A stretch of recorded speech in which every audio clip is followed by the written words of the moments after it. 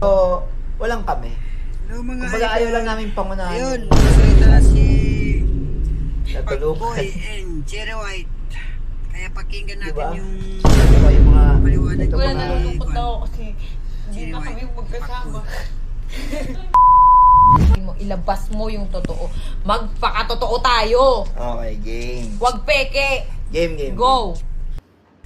Hello Sige, mga simula. idol.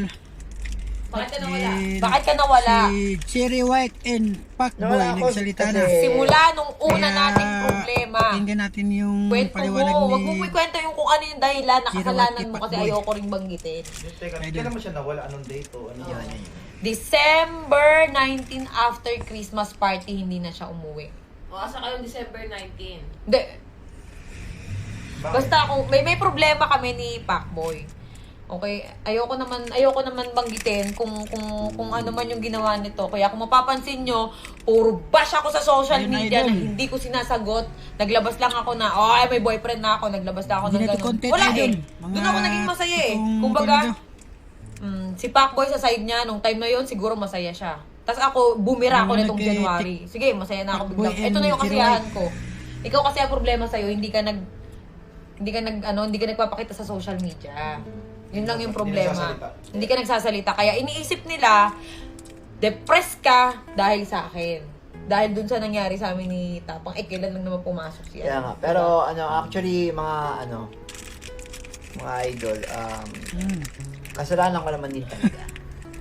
Kasi nung mga time na kailangan niya ako, yun na nga, yung nasa ospital siya. Wala ako nun. Halos inumaga na ako pauwi nun. Pero, ang totoo nun, kahit nagalit siya kasi yung time na nasa ospital siya, walang kasama yung bata dito sa bahay. Oo, hindi, huwag natin yan.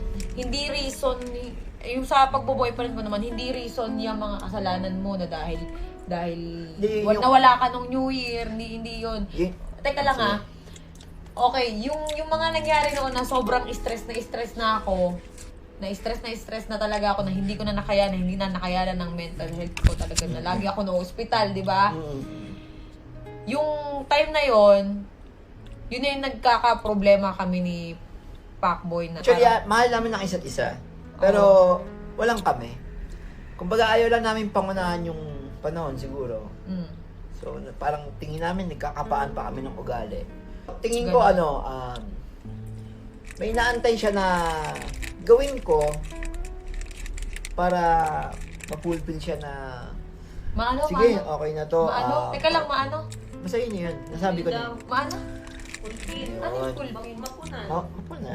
Pulpin. Kumbaga, Kaya guys, pakinggan kunyari, parang natin. may inaantay siya na bagay na Mm, i-improve ko sa akin. Pero tingin niya, hindi pa niya nakikita. So, parang, Boy, tapang talaga. gano'n. So, waiting tayo doon hanggang dumating tayo sa point na hindi na kami magkasundo. Actually, may mga away kami na tago. May away din naman kami na nakikita niyo. Ngayon, kaya kami magkasama ni Kalbo. Yan, kasi para ayoko nakikita siya na ganyan, na parang nahihirapan kasi nung hindi na siya nagpapakita, eto ha, lilinawin ko lang, nung hindi na siya nagpapakita, wala pa si Tapang noon.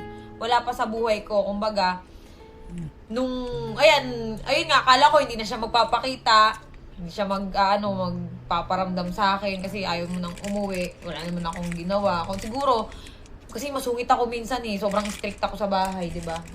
Kaya siguro nagkaganon din to si Pacboy. Pero yung may bagay kasi siya na hindi niya talaga maiwasan. Kaya sa utak ko parang sakit-sakit na parang ano bang kulang, ano bang kailangan kong gawin para itigil mo yung ganitong bagay. Parang, ayun, napagod na ako na parang yung binibigay kong love, hindi worth it. Yung binibigay kong payo, hindi tumatalab.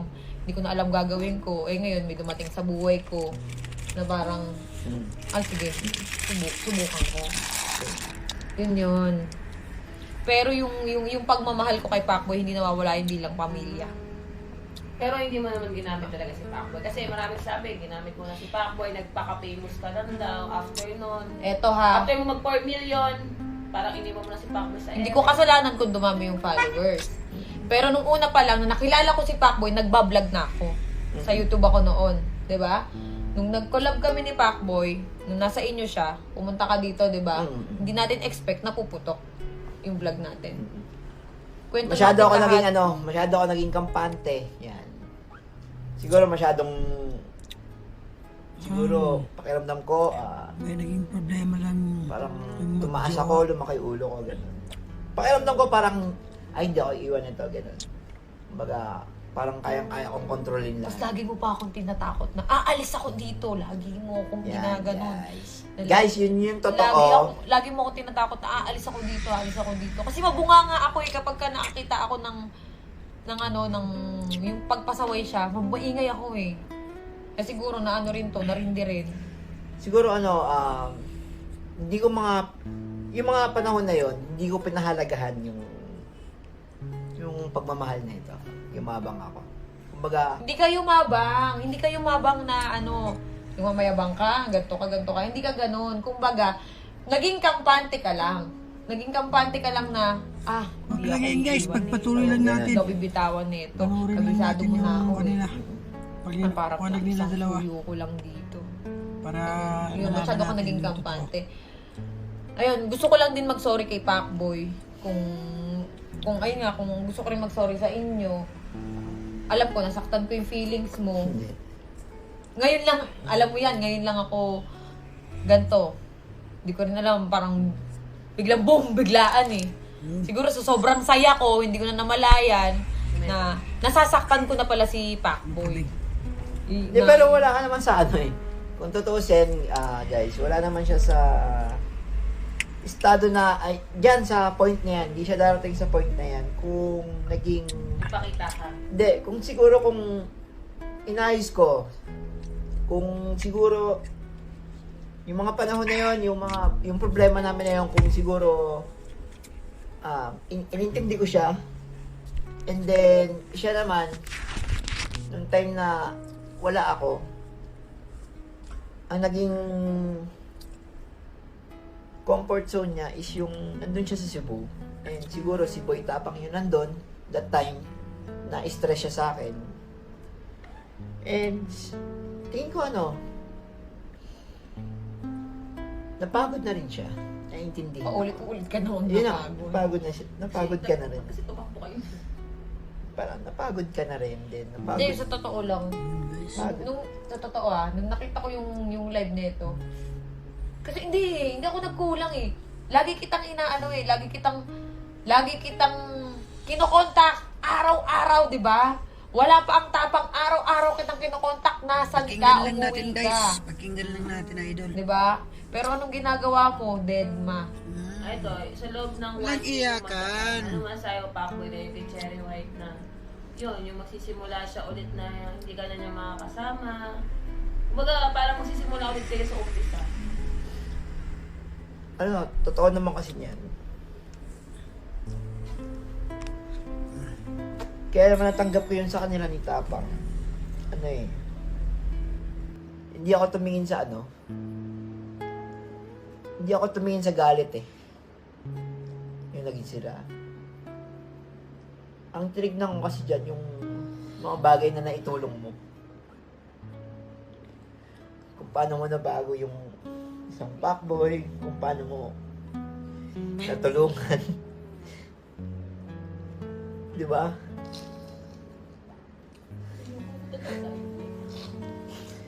Hindi, Bobo yun mo yung kasi. tumingin ako sa hindi ako tumingin sa galit ko. Tumingin ako sa mga bagay na naitulong niya sa akin, sa kung paano niya ako binago. Teka lang, lilinawin ko lang tag dito, lovely. Yung mga vlog namin, sinasabi yung ginamit si Pacboy, nung nawalan siya ng page, yung mga video niya na ginagawa ko, yung mga content sa akin niya ina-upload sa page ko. Kaya guys, Ako pa nag-e-edit nun sa sobrang tamad mo. Alam mo yan. kaya nga, Todo trabaho ako. kaya itong mga itong mga oras na to, yung mga, itong Wala, mga, nalulungkot na ako kasi hindi na kami magkasama. Iyak ako, bang ina niyo. masakit guys, pero kailangan natin tanggapin kasi tutusin, walang problema to tao na to. Sobrang bait neto. Sobrang bait. Hindi niya ako ginamit. Tinulungan niya ako tinulungan niya ako mag-grow. Yun. Pero Hindi, ano lang, nasabihin ko lang na kaya ako kinausap si Pacboy ngayon. Kasi ito ko ngayon eh. Ayokong to si Kalbo na lugmok. Nakita ko na siya, na stress. Ganyan. Ayoko na makita siyang walang-wala, ganun. Di ba, pangako ko sa'yo noon na aayusin ko yung buhay mo? Diba? Tulungan mo rin yung sarili mo. Itigil mo kung ano yung dapat mong itigil. Tulungan mo kasi yung sarili mo. Kasi hindi ko na alam kung paano pag gumakaawa gagawin ko sa'yo eh. Bugbog sarado ko na nga, wala pa rin epekto eh. Di ba? Sila Norbin, di yan nagkulang din sa'yo. Ang bait nila sa'yo. Sobra. alam ko naman yun. Oo, hindi yan nagkulang sa'yo. Seryoso. Nung kahit na magkasama pa tayo dito sa bahay, ang lagi kong kausap sa mga problema sa'yo, si Lovely lang. Lagi ko sinasabi sa kanya, di ba? Iyak pa nga ako.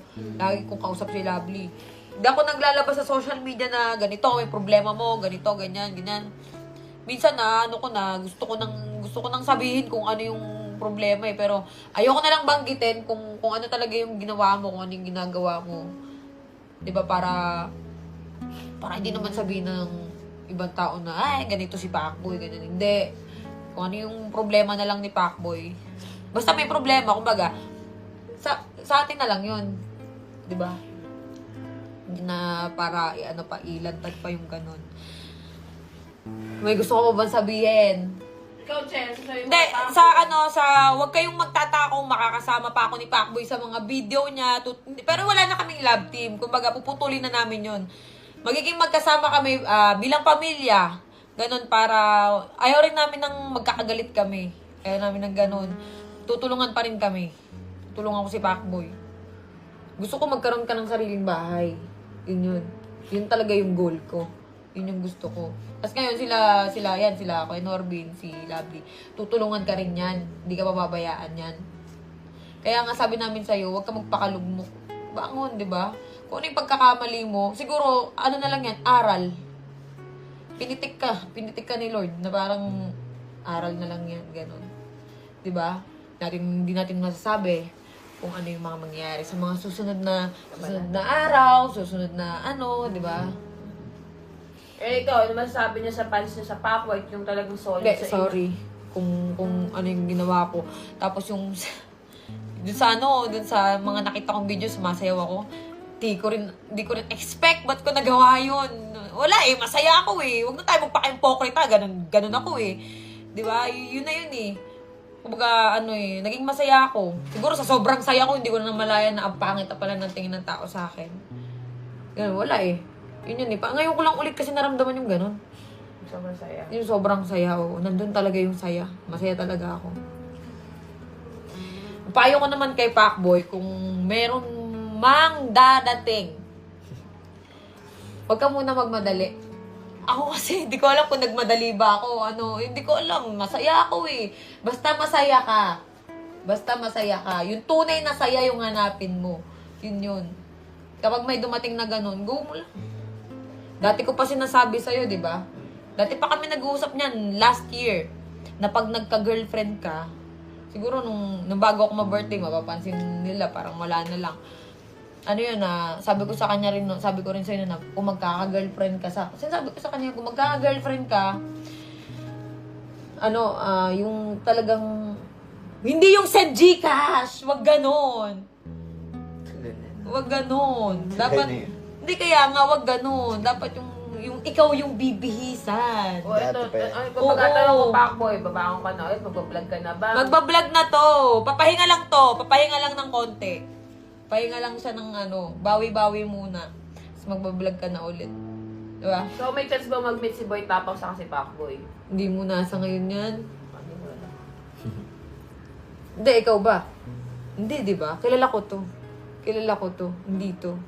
So, signing off na ba ang Pacboy? Oo. Kumbaga parang ako, nalulungkot ako. Pero gusto ko na rin kasi magpakatotoo. nahihirapan din ako dun sa ginagawa natin. Na pag nag-vlog tayo, wala nang feelings, hindi katulad noon eh. Hindi katulad noon eh. Na pag nag-vlog tayo, pag nag-vlog tayo na itong mga nakaraan, pagkatapos ng video, ay, wala na. Higa na, edit na ako. Ang ganun. Diba? Mas maganda yung totoo. Yung totoo. Pero si Paboy, pwede pang dumalaw dito kung sakali. Ay, oo, hindi. Kasi ano niya, love na love niya si Mikey. Oo, si Pacboy, eto, hindi ko to pipigilan pumunta dito sa bahay kasi naging pamilya ko na to. Mahal na mahal nito yung anak ko. Hindi kita pipigilan pagdating dyan kay Mikey. Tsaka mahal siya ng anak ko. Diba? Yun lang. Hindi kasi ang nangyayari kasi nakakatampo kay Paboy sa totoo lang. Kung may problema siya, sa iba siya tumatakbo. Kami naman tong dito lang. Bukas naman yung gate. Hindi, kasi- Sarado mo lang pag bumalik. Ito kasi yung point ko doon. Hindi ako tumatakbo sa inyo. Kasi andun pa rin yung yung hiya. Ba't maiiyak ka? Nahiya ako sa part na pakiramdam ko iniwan ko kayo that time. Hindi.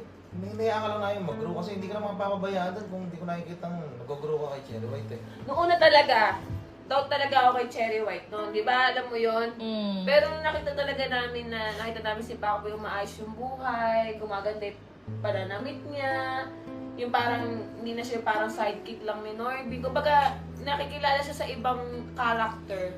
Doon ko na talaga na si Cherry White na mabuti talaga yung hangarin niya kay Pacboy. So, Hindi, tsaka malaki talaga respeto ko kay Pacboy. Alam niya yan. Alam niya yan. Alam niya, ang laki ng respeto ko dyan. So, kaya hindi ako nagsasalita gano'n sa mga interview, yung mga vlog. Kasi nga, kaya ako talaga kausap ni Cherry White sa mga problema niya kay Pacboy. Yun, nagbibigay kami ng advice. So, kaya nagpunta kami mag-asawa dito, sinama namin si Pacboy para may closure. Kumbaga, maliwanagan yung mga fans niyo. Kasi nga, ikaw nababash ka, kilala naman kita, prank ka tao. Si Pacboy, mabait din naman. So, sabi ko nga kay Norby, meron na sila isang bagay na hindi nila napagkasunduan. Kaya, ganun nangyari. Di, alam nyo totoo lang Pacboy, anong sinasabi ko sa'yo? Wala pang tapang. Noon pa lang na parang suko na ako, Pacboy, ayoko nang mag-vlog, stress na ako. Di ba? Gusto ko nang huminto noon talaga. Alam mo yan? Kasi nga sobrang sakit mo sa ulo. Hindi ko na talaga alam kung paano kita bibigilan. Gusto ko na talaga huminto. Pero parang sinasabi na, ay, andito pa yung opportunity. Sige lang. Na parang, sige, bangon pa. Parang hindi na kinakaya ng utak ko. Kaya nung nakaraan, sunod-sunod na yung nangyayari. Parang nawawalan na ako ng pag-asa, ganun. Eto nga, parang, ayun nga, bigla na lang ako sumaya ng ganun kabilis. Mga taong kumausap sa akin. Baga, ano na yan, way na yan siguro ni Lord. Na sabi nga, pinagtagpo kayo pero hindi kinadhana. So, yun na yun. Ikaw, titanong mo, ikaw, Bes, babalik ka na ba ako? Baga, Kung tatanong si Paboy, ikaw Paboy, tanggap mo naman kung ano yung maging desisyon ng dalawa ni Cherry White. Oo, tanggap ko naman at alam ko naman na lahat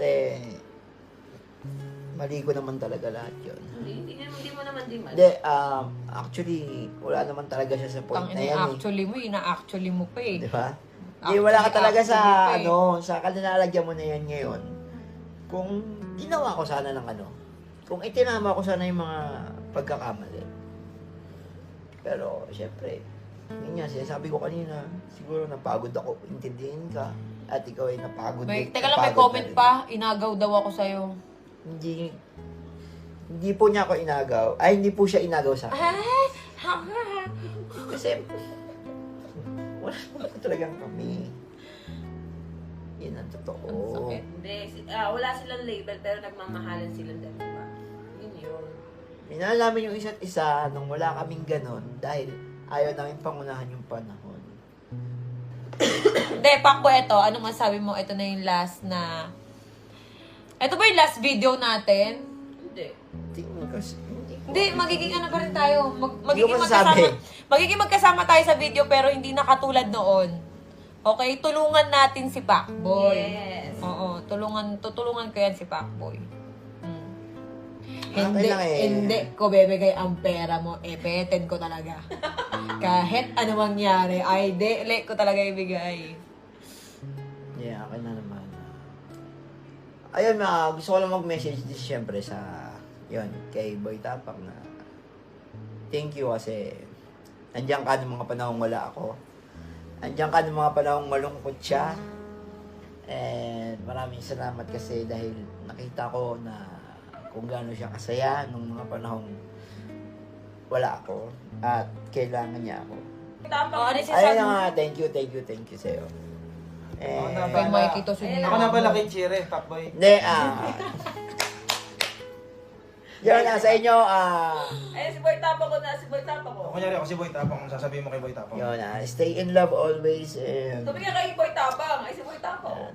Boy Tapang, yun, thank you Oh, ano sa'yo. masabi mo kay Boy Tapang? Yun, thank you sa'yo kasi dahil nung mga panahong malungkot siya, nandiyan ka para i-comfort mo siya. And di mo siya iniwan ng mga panahon na yon na stress siya sa akin. At Ang funny syempre, natin. yun, stay in love and focus lang sa goal nyo. Yan, magbahalan kayong dalawa. Sige, minsan, dalaw ka sa Cebu para pakita mo kami ni Chire. Oh, sige. Pero baka hindi na rin siguro.